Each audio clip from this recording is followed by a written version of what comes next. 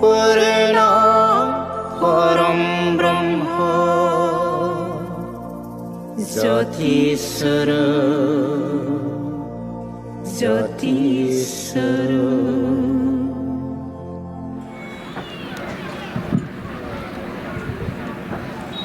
खुलुमबाय बयखौबो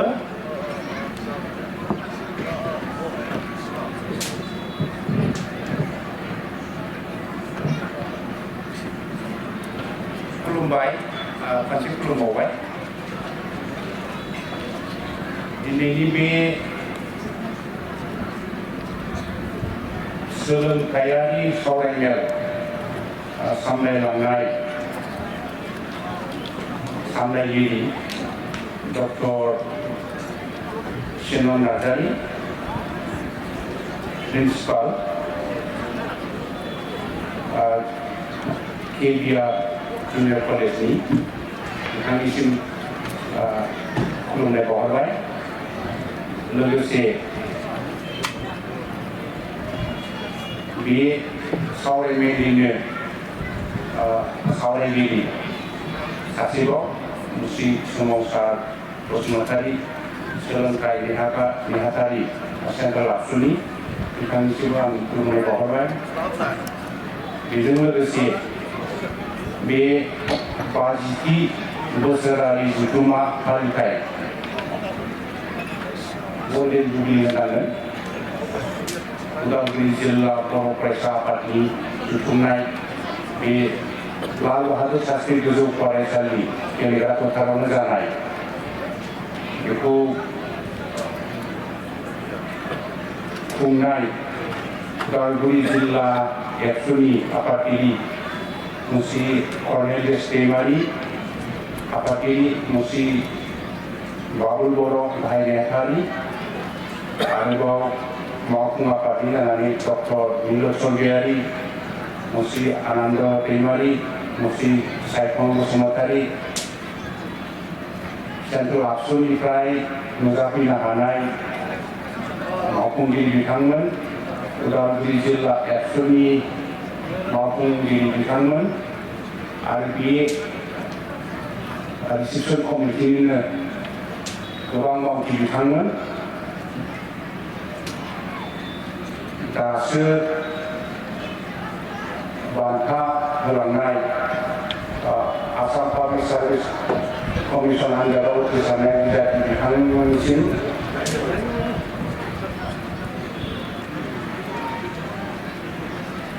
बिथांमोननिसिम आं कंग्रेचुलेसन बावहरबाय रोंगौथि सायख'जानाय आनजाद 3 मासि मोननो हानाय फरायसाफोरनिसिम आं कंग्रेचुलेसन बावहरबाय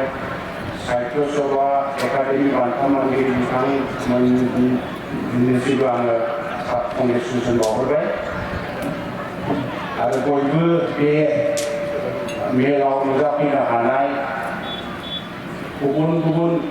जायगानिफ्राय फैनो हानाय नुजाथिफैनो हानाय फंबाय बिनानावमोन फरायसा नोंथांमोन फरायसुलि नोंथांमोन बिथांनिसिम आं खुलुमनाय बावहरबाय दिनै बे 50थि बोसोरसालिया जथुम्मा फालिथायाव नुजाथिफैनो हानानै आं जोबोद गोजोननाय मोन्दों आंखौ आलासि महरै बा फुंखा सुबुं महरै लेंहरनायनि थाखाय उदालगुरि जिल्ला एबसु आरो रिसेपसन कमिटिनिसिम आं रोजा रोजा साबायखर बावहरनाय जाबाय जेरावखि बेबायदि मिटिं जाया मानो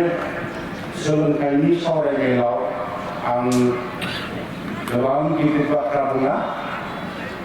दा बे हिसाबै आङो आंनि जिउ जारिमिन जिहेतु आयदाया सोलोंथाइनि सायाव नालाय इडुकेसननि सायाव आंनि जिउ जारिमिनखौनो खोन्थायो आरो बेखौनो आं खोन्थानो होननानै दायो सानदों आसा खालामो फंबाय बिनानावमोनहा मोजाङै खोनासंदों आं माबायदि फरायोमोन फरायनानै माबायदि दिनै सिम बेबायदि पजिसनाव मोनफैनो हाखो बेखौ बुंगोन आरो दानि फंबाय बिनानावमोनहा माबायदि खाफाल गोनां बेखौ बुंगोन आरो फरायनानै गोजौ लेभेलाव थाङोबा साख्रिया मेरला दङ जोङो माबायदि नाजानांगोन बिनि सोमोन्दै गावबागाव न'आवनो जोङो गोसो जानानै सोलोंनाया मोजां आरो दायो आरो मोनसेबाव माबायदि फंबाय बिनानावमोनहा खाफाल गोनां जोंनि समाव इउटुब गैया इन्टारनेट गैयामोन दायो इउटुबफ्राव नायनानैनो गोबां जों सोलोंनो हायो बे सिफुं दामनो सोलोंनाय बा कम्पिउटारनि माबा माबि सोलोंनाय बा मोनसे इडुकेसन सोलोंनायाबो बिदिनो जायो जेरैहाय आं फरायसा समावनो जेला इउनिभार्सिटियाव फरायदोंमोन इक'न'मेट्रिक्स सोलोंनायाव फार्स्ट क्लास न'आव फैनांदों आइ लोमजानायनि थाखाय मोननै क्लास मिस खालामबाय इन्ट्रडाक्सन क्लास होनो मोनाखै दा बेखौ बे मोननै क्लासखौ कम्पेनसेट खालामनो आङो लोगोनि न'आव लोगोनि रुमाव एखे थाङै थाङै सोलोंजानो गोनां जादों दानियाथ' नोङो इक'न'मेट्रिकनि what is two variable model three variable model इन्टारनेटआव टाइप खालामबानो हाजार हाजार भिडिअ फैयो सोलोंनो हायो आरो क्लासाव जि फोरोंदों बेखौ मोजां बुजियाबा इन्टारनेटआव नायफिनबानो मोजां सोलोंनो हायो दा बिदिनो जोङो गावनि रोंनायखौ आदार देन मेन लार्निं स्किल डेभेलपमेन्टखौ एक्सट्रा स्किल डेभेलपमेन्टखौ जों सोलोंनानै लानांगौ आरो नुयोमोन मोनसे बिसिनायावनो मोनसे अगदाबनि ओंखाम संनानै जायोमोन जों जयै फरायोमोन जों जयै कलेजाव इउनिभार्सिटियाव थाङोमोन दायो जों सावरायोमोन एम ए खौ मोजाङै पास खालामथारनांगोनलै होननानै सानैजों दा आंबो पास जाबाय आरो बिथां सिनन नार्जारियाबो पास जाबाय आरो फरायनाय समाव जोङो बुङोमोन पिएइचडि डिग्रिया माब्रा खोनाबाय थायोल' पिएइचडि डिग्रिखौ लाथारनांगोनलै होननानै दायो बिथां डक्टर सिनन नार्जारियाबो पिएइचडि डिग्रि मोनबाय आंबो पिएइचडि डिग्रि मोनबाय आरो जोङो फरायनाय समाव सावरायोमोन साख्रिखौ मोजाङै मावथारनांगोनलै बै समाव रायलायोमोन फरायबाबो साख्रि मोना होननानै खिन्थु जोंहा फोथायनाय दंमोन सानैजों आंबो साख्रि मावगोन मोजांनो आरो बिथां सिनन नार्जारिया बुंमोन साख्रिखौ आं मावथारगोन होननानै दायो आंबो सेन्ट्रेल इउनिभार्सिटिनि हायद्राबाद सेन्ट्रेल इउनिभार्सिटिनि प्रफेसार इक'नमिक्सनि आरो बिथां सिनन नार्जारियाबो कलेजनि प्रिन्सिपाल कलेजनि प्रफेसार दायो बेसेबां जों खुसि बेसेबां खुसि सानैबो आरो मोनसे मिथिङावनो नै दिनै जोङो बिथाङा सामलायदों आफादगिरि आं बिबुंथि होगासिनो दङ बेबायदि खुसिखौ क्ररर फैसा लाख लाख फैसा मिलियन मिलियन सोनानै बो बायनो हाया बे बेसेबां गिदिर गोजोननाय जों गोजोनदों आरो रावबो आखाइ हमनानैबो होआ माथो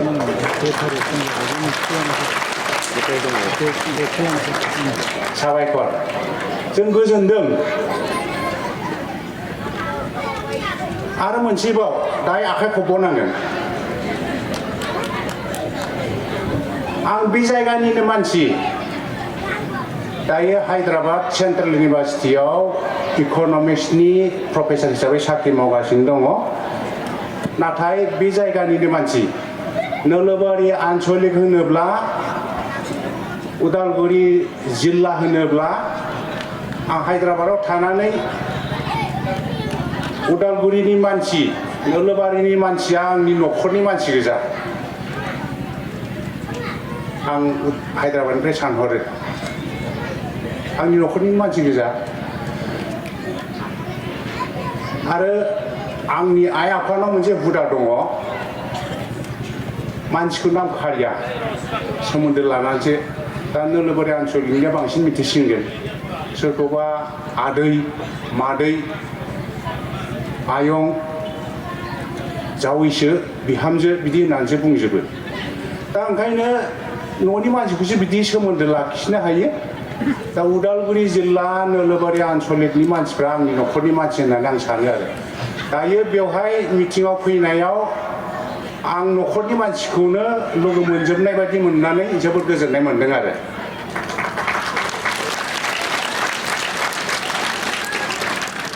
आं गामिनि हाइ स्कुल गामि खाथिनि एलपि स्कुल हाटखाटा गुदि फरायसालियावनो एलपि स्कुलखौ फरायदोंमोन आरो बै समाव जोंना थाखोब्रैसिमल' थायोमोन थाखोब्रैयाव बै समाव बृत्ति फरिखा दंमोन रल नाम्बार 1 लानो हायोमोन थाखोब्रैयाव बृत्ति फरिखा माने जों उदालगुरियाव थांना फैजोबनांगौ उदालगुरियाव जेसेबां एलपि स्कुल दङ आरो बेवहाय आं पास जानो हादों उदालगुरि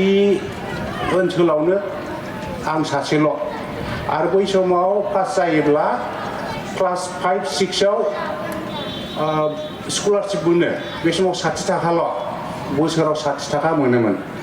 क्लास 5 आव 60 थाखा 6 आव 60 थाखा 7 आव 60 रुपिस बिराद फैसामोन बेनो मानो होनबा बेबायदि लंपेन्ट बिराद गोदान बायबाबो 30 थाखाल' लायो दा 30 थाखानि लंपेन्ट बायदो आरो आग्लायलायबावो बेबायदि बृत्ति फरिखानि मोनदोंमोन आरो बिनिफ्राय हाई स्कुलखौ एमइ स्कुल हाई स्कुलखौ आं नैबे लाल बाहादुर शास्त्री हाई स्कुलावनो फरायदोंमोन फरायनानै बर' मिडियामाव क्लास 10 सिम फार्स्ट डिभिजनाव पास जानो हादों आं बिनिफ्राय बर' मिडियामनिफ्राय फार्स्ट डिभिजनाव पास जानाया आं मिथिया आंखौनो पास होननानै साननानै लायो आरो आंनि सिगाङाव पास जादोंमोन नामा आरो बिनि उनाव आङो उदालगुरि कलेजाव फरायहैदों कलेजखौ बे समावबो हायार सेकेन्डारियाव डिग्रियावबो आंहा बर' एमआइल दंमोन इक'नमिक्स मेजर लानानै उदालगुरिनिफ्रायनो आङो पास जानो हादों बिनिफ्राय गुवाहाटी इउनिभार्सिटियाव एमए इक'नमिक्स एमए डिग्रिखौ फरायहैदों एमएखौ आङो मोजाङै फरायनो हादों बेवहायबो एमएआव आङो फार्स्ट क्लास सेकेन्ड बिराद बुरजा दंमोन जोंनि समाव 100 जन ना 200 जन बिनि मादाव आङो फार्स्ट डिभिजन माने सेकेन्ड रेंक हिसाबै एमए इक'नमिक्सखौ फरायनो हादों पास खालामनो हादों आरो बिनि उनाव आङो बम्बाइआव थांनानै अल इन्डिया लेभेलनि मोनसे एन्ट्रेन्स टेस्ट जायो बेवहाय पास खालामनानै बम्बाइआव थानाय Indira Gandhi institute of development research होननायाव आं एमफिल खालामहैनो हादों सेलेक्सन जानानै दा बे समाव स्कलारशिप मोनदों मास मोनसेयाव 5,000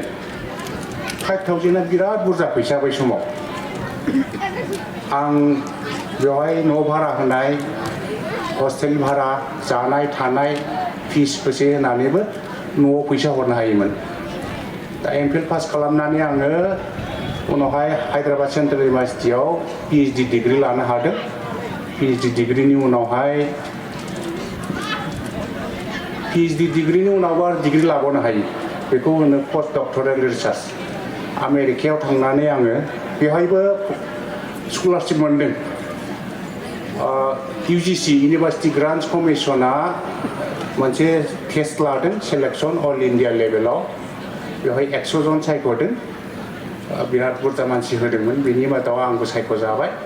ओमफ्राय आमेरिकायाव आङो टेक्सास क्रिस्टियान इउनिभार्सिटि होननाय मोनसे इउनिभार्सिटियाव बोसोरसे पस्ट डक्टरेल रिसार्च खालामनो थाहैदोंमोन बे फेल'शिपआवबो आङो अलरेडि इउनिभार्सिटियाव हायद्राबादनि प्रफेसारखामोन प्रफेसारनि दरमाहा मोनदों आरो हजोंहाय $3,000 मास मोनसेयाव दा सानदो आमेरिकान डलाराव $1 इन्डियान रुपिसा बै समाव 75 रुपिस 75 into 3,000 बेबायदि स्कलारशिप मोननो हादों मास मोनसेयाव more than 1 लाख ओरै दरमाहा मोनो दा लेखा गोरों जायोबा नायदो फंबाय बिनानावमोन फेल'शिप होग्रा बहुत अर्गेनाइजेसन दंसै गोदो जोंनि समाव बिराद खममोन दाथ' बहुत बारा जाबाय दा आं उन्दै समाव एलपि स्कुलाव थायोबा जोंनि समाव बिदि प्रग्रामाव आलासिफोरनि नामखौ गोलाव गोलाव लिरना होयोमोन मनरन्जन लाहारी MA BEd माधव चन्द्र नार्जारी जोंनि ओनसोलनि माधव चन्द्र नार्जारी बिथांनि डिग्रिया गोलावसिनमोन बेबायदि डिग्रि गोलाव नुयोब्ला जोंबो सानोमोन गोलाव डिग्रि लानांगोन होननानै आरो बे क्लास 5-6 नि हाई स्कुलनि लेखायावबो लिरगिरिनि उनावहाय डिग्रिखौ लिरोमोन जोंनि समाव सरन नार्जारी MA LLB बिदिनो दा जोंनो सोलोंनांगौ होननाय मोनसे रनसाय दंमोन सरन नार्जारी लिरनाय आरो बिनि उनावहाय बिनि डिग्रियाबो थायो सोरबा खन्थाइ लिरनाय बिनि डिग्रियाबो BA MA बिदि लिरनाय थायोमोन दा एग्जामनि थाखाय जोङो फरायदों खन्थाइ रायथाइ सल' ओमफ्राय डिग्रिखौबो लानो गोसो जायोमोन आरो जोङो दानिया होला नामा होनाया मोजां आरो मिटिङावबो जायगा थायोबा होजायो आरो उन्दै समाव आंहा बिदिनो बिसोर मानो एसे गोलाव गोलाव डिग्रि लादों आंबो लाथारनांगोन होननानै आरो आं सानोमोन आंनि डिग्रिया बर'नि मादाव गोलावसिन जाथारनांगोन होननानै बै समाव सानोमोन आरो क्लास थाखो 2 थाखो 3आव थानाय समावनो डिग्रि गोलाव लानो लुबैयोमोन दायो आंनि डिग्रिया गोलावसिन नंगौना नङा खिन्थु आंहा बिराद गोजोननाय दङ बिराद गोलाव जाबाय आंनाबो डक्टर फनिन्द्र गयारी लिरबाय ओमफ्राय उनावहाय लिरनो हायो BA MA MPhil PhD post doctoral दा मिथिङाव आंनि उनाव लिरोबा बिराद गोलावद्राय जागोन दा बे डिग्रि उन्दैयाव जि सानदोंमोन डिग्रि गोलाव लानो होननानै दायो आं बे डिग्रि गोलावखौ लानो हाबाय आंहा बेहायबो बिराद गोजोननाय दङ आखाइ खबनानै होदो साबायखर दाय बेबायदि डिग्रि लानो गोलाव डिग्रि लानो लुबैनाय साबैसे मानसि दङ फरायसाफोर आखाइ दैखांलाय बिराद खम आं फनिन्द्र गयारी बायदि डिग्रि गोलाव लानो लुबैनाय मानसि बुरजा ओंखारनांगौ बे नोलोबारि ओनसोलाव उदालगुरि जिल्लायाव दायो जों जेब्ला फरायोमोन होनबाथ' डिग्रि गोलाव लाग्रा बा लेखा फरायनो ओंखारग्राया बहुत खममोन दायो लासै लासै ओंखारगासिनो दङ MA डिग्रि पास जानाय PhD लानाय MTech खालामनाय इन्जिनियारिं डक्टर खालामनाय civil service APSC UPSC pass खालामनाय बेहाय आं बिराद गोजोननाय मोनदों आरो बेल' नङा दुलाराय बर' फरायसाया गुन गोनां सोलोंथाइ आयदायाव जोबोद जर होगासिनो दङ जोंनि समाव गैयामोन फरायनांगौ फरायबाय था खिन्थु दायो मोनफ्रोमबो आन्सलिक मोनफ्रोमबो डिस्ट्रिक्ट सेन्ट्रेल आबसु उदालगुरि जिल्ला बर' फरायसाफोराबो गोबां मोजां खामानि मावगासिनो दङ बेयो जोबोद मोजां आं गोजोननाय मोनो आरो दा दावगालांबाय थानो हादों जोङो आरो मोनसे समाव जोंनि समाव दंमोन फरायबाबो साख्रि मोननो हाया माथो होननानै दायो जोंनि मेगनावनो नुयो MA पास जानाय BA पास जानाय साख्रि मोनि दुखु मोनो खिन्थु गोजौ लेभेलाव थाङोब्ला साख्रिया दाबो मेरला जोंनो गिदिर डिग्रि नांगौ जेरैहाय इउनिभार्सिटियाव प्रफेसर जानोबा सेन्ट्रेल इउनिभार्सिटिफ्राव प्रफेसर जानोबा जोंनो PhD डिग्रि नांगौ मोजां मोजां रिसार्च पाब्लिकेसन नांगौ मोजां पार्सेन्टेज पास जानानै डिग्रि लानाय नांगौ दा आंनि इउनिभार्सिटियावनो आंनि डिपार्टमेन्टआवनो स्कुल अफ इक'नमिक्सआवनो मोनसे एस'सियेट प्रफेसरनि पजिसन दङ 2009निफ्रायनो ओरैनो गोग्लैनानै दङ एडभार्टाइज होबाबो एसटि रिजार्भ बर'फ्रा एसटि खथायाव गोलैयो बर'आ एप्लाइ खालामनो हायो दा एसिस्टेन्ट प्रफेसारनिफ्राय एस'सियेट प्रफेसाराव एप्लाइ खालामनो हायो 2009निफ्रायनो बे एसटि खथानि पजिसना ओरैनो गोलैना दं बोसोरे एडभार्टाइज होयो एप्लिकेसनानो फैया साफा सानै फैयो इलिजिबोल नङा आरो जायफ्रा IIT, IIM, NIT फ्राव फरायनाय खबर लाग्रा बिसोरबो मिथिगोन बहुद एसटि पजिसननि एसिस्टेन्ट प्रफेसार एस'सियेट प्रफेसार ओरैनो गोग्लैना दङ खालि जानानै दङ एडभार्टाइज होयो मोना दायो ओंखायनो जोंनि गेजेराव एसटि खथायाथ' थाबाय थागोन गोबां समहालागै जोङो PhD डिग्री लाग्रा मोजां PhD डिग्री लानानै मोजां पाब्लिकेसन रिसार्च पाब्लिकेसन खालामनानै फरायग्राफ्रा गोबां ओंखारनांगौ होननानै आङो लुबैयो आरो दायो आं प्रफेसार जानायखाय फुल प्रफेसार जानायखाय गोबां रिक्रुटमेन्टनि फेकाल्टि सेलेक्सन टिचार सेलेक्सननि बर्डफ्राव सेलेक्सन बर्डआव आङो मेम्बार जायो मोजां केन्डिडेट थायोब्ला इलिजिबोल केन्डिडेट थायोब्ला बेवहाय इन्टारभिउनि थ्रुयै सोनो हानायाव सेलेक्सन खालामनायाव पावार थायो आरो मेम्बारफ्राबो मेम्बार जानो हायो दा बर'फोरखौनो नुनो मोना इक'नमिक्सनि इन्टारभिउफ्राव गोबां सेन्ट्रेल इउनिभार्सिटिनि गोबां स्टेट इउनिभार्सिटिनि आङो रिक्रुटमेन्ट सेलेक्सनाव कमिटियाव थाबाय नुनो मोना जोबोद दुखुनांथाव दायो जाखांबोनाय फंबाय बिनानावमोनहा बिदिनो मोजां मास्टार डिग्री फरायनानै PhD खालामनांगौ आरो बेबो मोनसे मोजां बाथ्रा दा गोदोनि समाव MA फरायनानै MSc फरायनानै MPhil खालामबावनांगौमोन दानिया UGCआ MPhilखौबो बोखारबावबाय बोसोरनै लाब जाबावबाय मास्टार डिग्री पास जाबानो MSc आरो MA पास जाबानो डाइरेक्ट PhD खालामनो हानाय जाबाय PhD खालामखांनानै एसे बैसोआ बारा जायोमोन दानिया PhD खालामनाय लोगो लोगोनो थाब हाबा खालामनोबो हानाय जाबाय गोदोनिया एसे गोलाव जायोमोन बोरायहैलायलायोमोन जोंनि समाव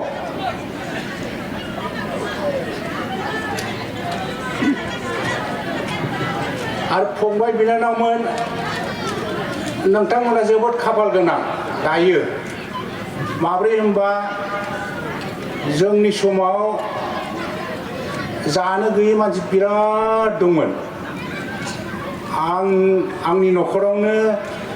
जोंनि गामियावनो जानो गैयै बिराद मानसि दंमोन आंहानो जानो गैयामोन मोनायाव जायोब्ला सानाव गैया सानाव मोनजाब्ला सानाव बोथिसे सानसेयावनो ओंखाम बोथिनै मोनजायामोन दा बेबायदि जानो गैयैब्लाबो फरायथारनांगोन होननानै आङो लेखाखौ गाराखै आरो आंनि गोबां लोगोफ्रा बिदिनो जानो गैयैनि थाखाय लेखा बायनो हायैयाव गस्ला बायनो हायैयाव एडमिसन फिस होनो हायैयाव लेखा फरायनायखौनो स्कुल फरायनायखौनो ज्राब गारनानै सोरबा दाहोना थादों लावखार थादों खामला मावनानै जानो गोनां जादों दुखुनांथावमोनबो जोंनि समाव गावबागाव गस्ला बायनानै स्कुलाव थांनांगौ लेखाखौबो गावबागाव बायनानै लानांगौ साइकेलथ' साफा सानैल'सो दंमोन स्कुलनि एडमिसनखौबो बिमा बिफायानो होथारनांगौमोन स्कुलाव कलेजाव ओंखाम मोनजायामोन दाथ' रावबो रसा नांला होननानै आं मिथियो स्कुलाव कलेजाव हाई स्कुलफ्राव सरकारा होनाय ओंखाम मोनजायो होननानै आं खोनादों ओंखाम रसा नांनांगौनि खोथायानो गैला आरो लेखाखौबो टेक्सटबुकखौबो फ्रि मोनो नामा आरो ड्रेसखौबो एसे मोनो नामा आरो मोजां पास जायोब्ला नै दा साइकेल मोनो माबा फेल'शिप मोनो दा बिदियाव दानि फरायसाफ्रा फंबाय बिनानावमोनहा बांसिन फरायनांगौ बांसिन फरायनो हायो होननानै आं सानो लेखा गारनांगौनि जेबो स्कुल गारनांगौ होननायनि जेबो खारनखौनो नुहुरा फरायलांबाय थानांगौ जोंनो साख्रि मावनोल' लेखा फरायनायखौ नाङा जोंनो समाजनि खामानि मावनो बा मोजां डेन्सार जानो बा मोजां समाज सिबियारि जानो मोजां पलिटिशियान जानो बा मोजां बायदिसिना गेलेग्रा जानोबो जोङो दायो मोजां मोजां सिंगार ओंखारदों मोजां मोजां दामग्रा देग्रा मिउजिशियानफोर ओंखारदों बिनि थाखायबो जोंनो फरायनाय नांगौ माखासे एग्जाम्पल होयो बे मा होनो आं माखासे स्टुडेन्टफोरखौ बुंनाय खोनायो फरायनानै मा लाब टिकायावसो लाख लाख होननानै टिका लायोब्ला लाख लाख फैसा फैयोनो खिन्थु खर'र उनावहाय लाख लाख फैसानि टिकादार जानायनि उनावबो आं माखासे मानसिफोरखौ नुयो डिग्री गोनां हिन्जावखौ नागिरो बा हौवाखौ नागिरो आरो डिग्री लाबावनो नागिरनाय नुनो मोनो आरो जोङो जिखियानो जाया मानो डिग्रीखौ लानांगौ लेखा ज्राब गारनानै थानो नाङा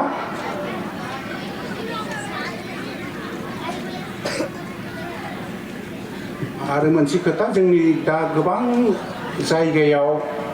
जोंनि आसामावल' नङा गुबुन गुबुन स्टेटआव इन्डियायाव मोनसे skill development college skill development university खुलिनाय नुदों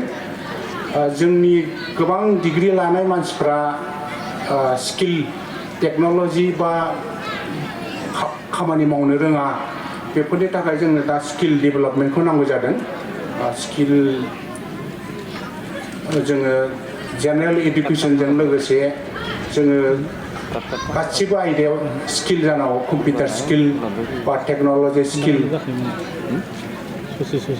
बे स्किल डेभेलपमेन्टआ इउनिभार्सिटियावल' थांबा जाया बा कलेजाव थांबाल' जाया जोंनि उन्दै उन्दै समनिफ्रायनो जोङो बे स्किल डेभेलपमेन्टखौ लाफानांगौ दा स्किल डेभेलपमेन्टनि समाव मुङाव जोङो उन्दै समाव जेला फरायोमोन जोंनि गोबां लोगोफ्रा सावरायोमोन लेखा फरायनांगौखौ फरायलांगोन फरायनानै मोजां साख्रि मोनाबा जोङो हालेवनानै जागोन बा हाल मावनानै जागोन दा हालेवनो गासिबो गोरोंमोन जोङो बिथां सिनन नार्जारियाबो हालेवनो रोङोमोन हालेवोमोन आरो आंनि गोबां लोगोफोर दा बे स्टेजाव आं नुनो मोनाखै खिन्थु बुंनो हायो जेरै आंनि लोगो सलेम दैमारि मुनु बसुमतारी आरो बिबुंसा बसुमतारी बे आलारियाव बा नैबे लाल बाहादुर शास्त्रियाव बा बिहुराम बर' जेसेबां मास्टार दं गासिबो जोङो हालेवनो रोङो दा जोंहा फरायनायाबो थाबाय आरो बिनि अल्टारनेटिभखौबो जोङो सोलोंनानै लानो हादों जों हालेवनानै जानो हायो आबाद मावनानै जानो हायो आरो बेजों लोगोसे जोंनि गोबां लोगोफ्रानो अल्टारनेटिभ अकुपेसन बेफार खालामनानै जागोन बा सोरबाबा बिदिनो गेलेनायाव बिराद गोरों मिउजिक मेथाइ खननाय दामनाय देनायावबो जोङो गोरोंमोन दा बिदिनो अल्टारनेटिभ प्रफेसनखौबो जों सोलोंनानै लानांगौ दा जोंनि समावथ' मबाइल गैया कम्पिउटार गैया कम्पिउटारफोरखौथ' दायो जोङो गावनो न'आवनो लेपटप बायनानै कम्पिउटार बायनानै सोलोंनो हानाय जाबाय कम्पिउटारफोरखौबो जों सोलोंनानै लानांगौ साफ्रोमबो फरायसाफ्रा स्किल इउनिभार्सिटि स्किल डेभेलपमेन्ट सेन्टारफ्राव एडमिसन मोना जानो हागौ बिसोरो जायबायदि फोरोङो बेखौ जोङो सोलोंजोबनो मोना जानो हागौ खिन्थु आथिंजों थाबायनानैनो कलेजाव थाङो स्कुलाव फैयोमोन दाबो थाङो आरो फैयो साइकेल गोनां मानसियानो गामि दरसेयाव सासे बा सानैल'मोन दायो साबैसे फरायसुला फरायसुलिफ्रा गावनि आथिंजों थाबायबोयो 5 किल'मिटार 10 किल'मिटार सोर साबैसे थाबायना फैयो रावबो गैलानो रावबो दैखांनाय नङा माथो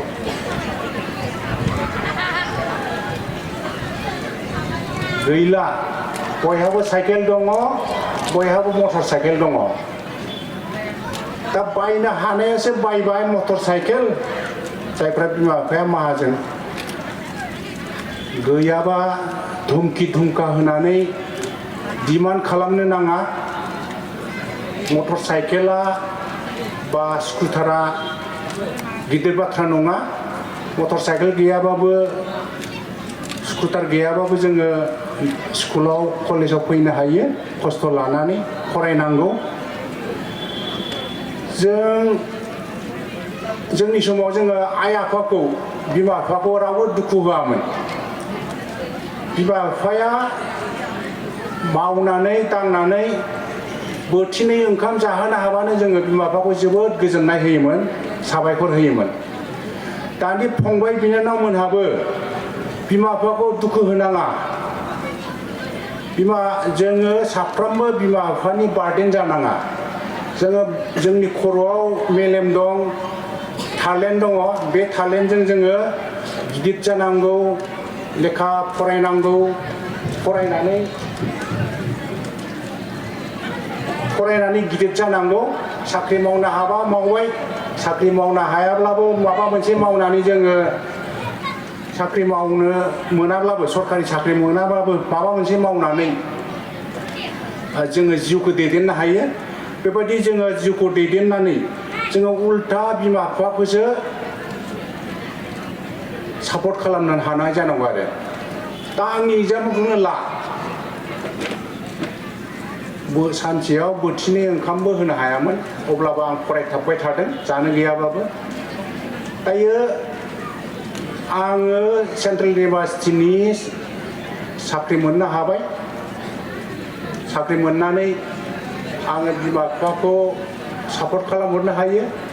फरायनाय समावनो आङो फेल'शिपखौ आंनि फेल'शिप फैसाखौ बिमा बिफानो हरनो हायोमोन एसे हा बायना लानो हादों एसे न' बानायनो हादों दाबो आं सापर्ट खालामनो हायो आरो बेबायदि लेक्सार होफैनो हादों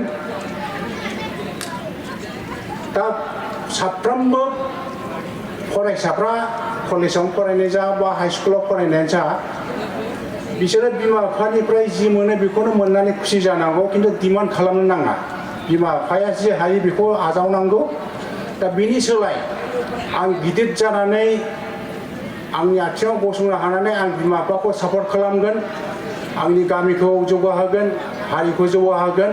हादरखौ जौगाहोगोन बेबायदि समाय लानांगौ साबैसे फंबाय बिनानावमोना बेबायदि साननाय दङ आखाइ दैखांलाय गासिबो दैखांनो हानांगौ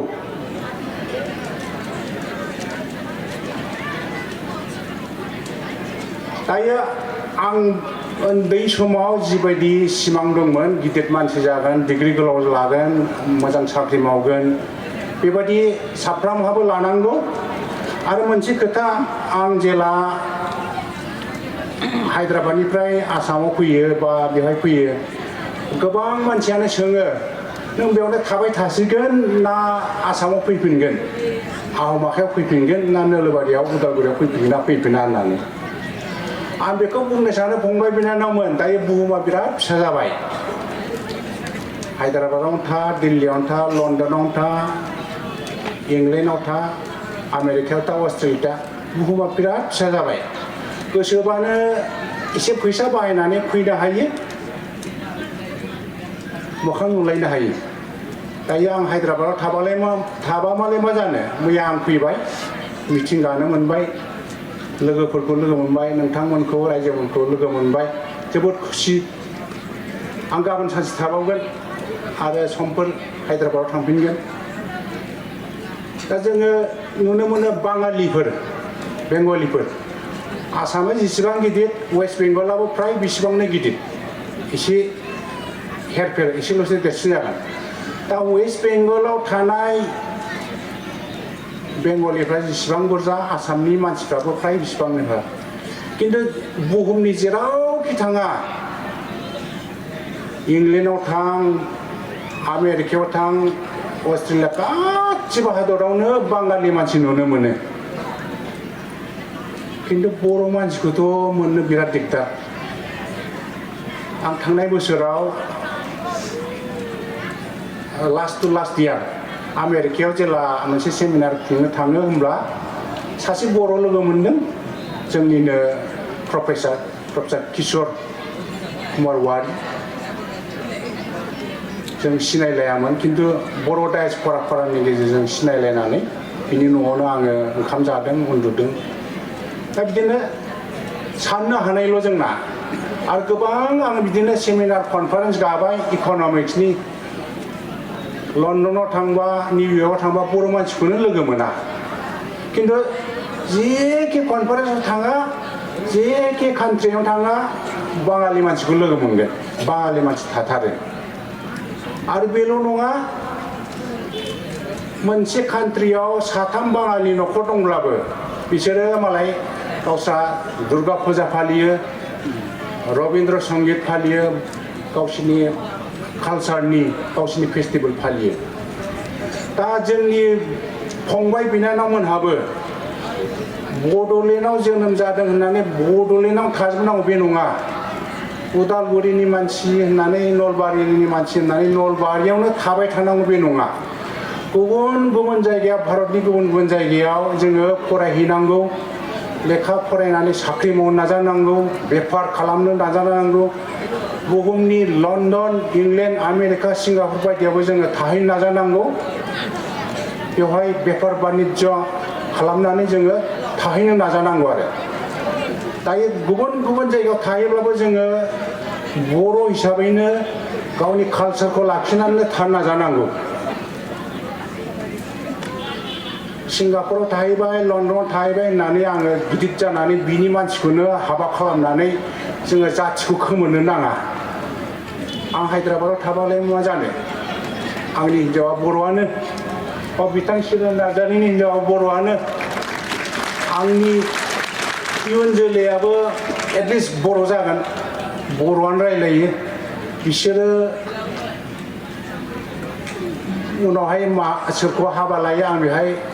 कन्ट्रल गैलिया जोंहा सेस्था दङ बिसोरो बर'खौनो लाथों बर'आनो थाथों